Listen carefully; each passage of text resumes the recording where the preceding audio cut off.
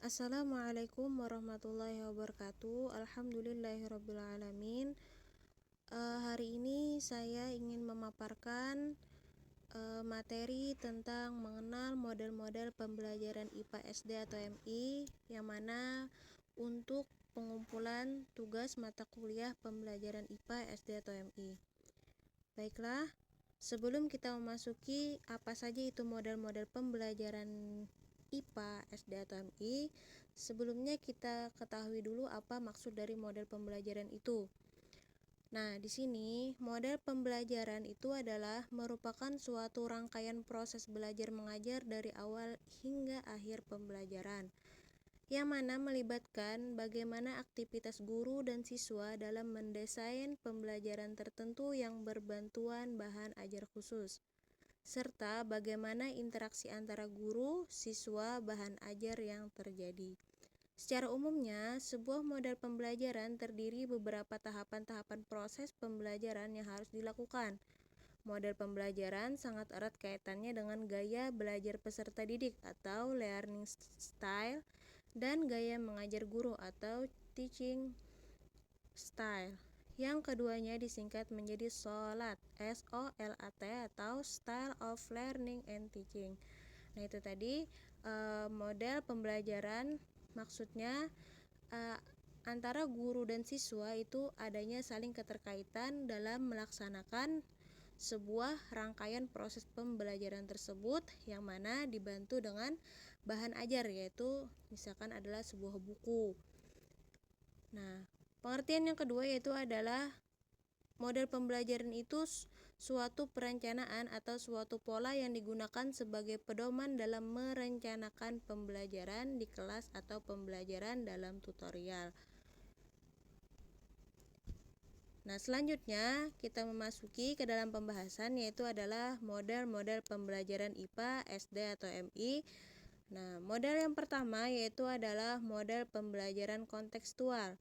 Nah, model pembelajaran kontekstual ini merupakan konsep belajar guru yang mana mengaitkan antara materi yang diajarkannya dengan situasi dunia nyata dan mendorong para peserta didik untuk membuat hubungan antara materi yang diajarkan dengan penerapannya dalam kehidupan mereka sebagai anggota keluarga dan masyarakat. Nah, di dalam model pembelajaran kontekstual ini memiliki 7 komponen. Yang pertama, konstruktivisme, yang kedua inquiry, yang ketiga questioning atau bertanya, yang keempat learning community atau masyarakat belajar, yang kelima modeling atau pemodelan, yang keenam reflection atau refleksi, dan yang ketujuh authentic assessment atau penilaian yang sebenarnya. Nah, di dalam pembelajaran kontekstual ini juga ada memiliki prinsip. Nah, prinsip yang pertama yaitu adalah aktivitas siswa, yaitu siswa aktif melakukan dan mengalami, bukan hanya menonton dan mencatat. Jadi di dalam pembelajaran kontekstual ini adanya peran aktif siswa itu sangat mempengaruhi dalam pembelajaran.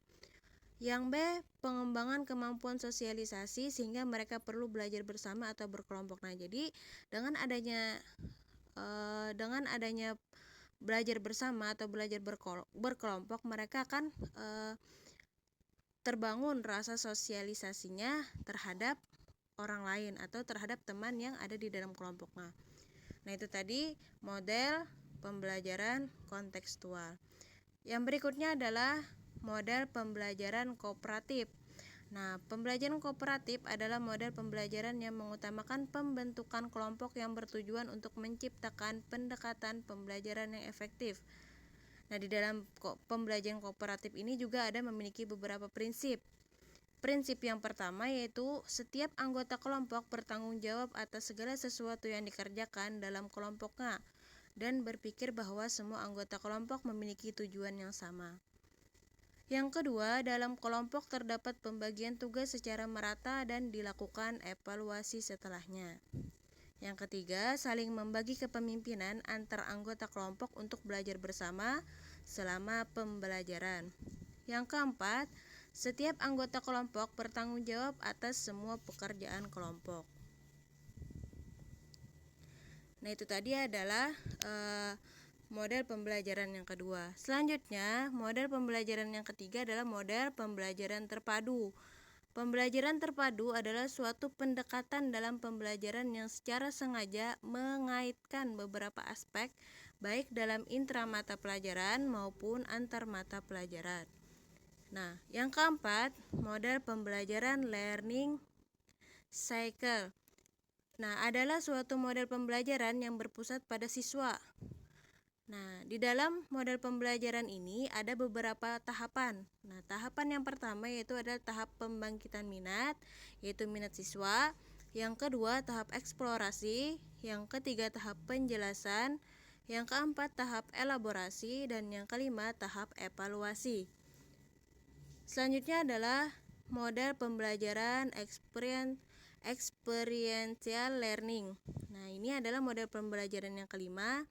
Suatu model pembelajaran yang dilakukan melalui refleksi dan juga melalui suatu proses pembuatan makna dari pengalaman langsung.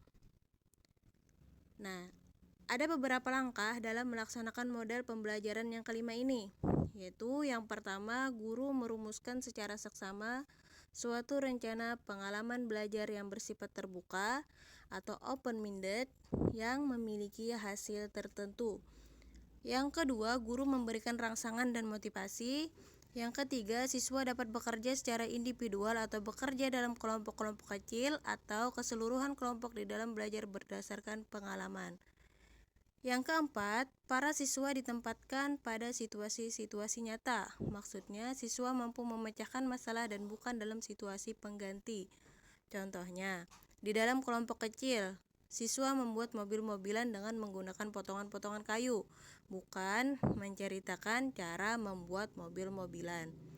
Yang kelima, siswa aktif berpartisipasi di dalam pengalaman yang tersedia, membuat keputusan sendiri, menerima konsekuensi berdasarkan keputusan tersebut. Yang keenam, keseluruhan kelas menceritakan kembali tentang apa yang dialami sehubungan dengan mata pelajaran tersebut untuk memperluas pengalaman belajar dan pemahaman siswa dalam melaksanakan pertemuan yang nantinya akan membahas bermacam-macam pengalaman tersebut. Yang keenam, model pembelajaran Children Learning in Science, yaitu merupakan model pembelajaran yang berusaha mengembangkan ide atau gagasan siswa tentang suatu masalah tertentu dalam pembelajaran, serta merekonstruksi ide atau gagasan berdasarkan hasil pengamatan, observasi atau mencermati buku teks. Nah, di sini dalam model pembelajaran yang keenam ini ada beberapa tahapan-tahapannya. Yang pertama, tahap orientasi bertujuan untuk memusatkan perhatian siswa. Orientasi dapat dilakukan dengan cara menunjukkan berbagai fenomena yang terjadi di alam ini. Yang kedua, yaitu tahap pemunculan gagasan. Yang ketiga, tahap penyusunan ulang gagasan. Dan yang keempat adalah tahap penerapan gagasan.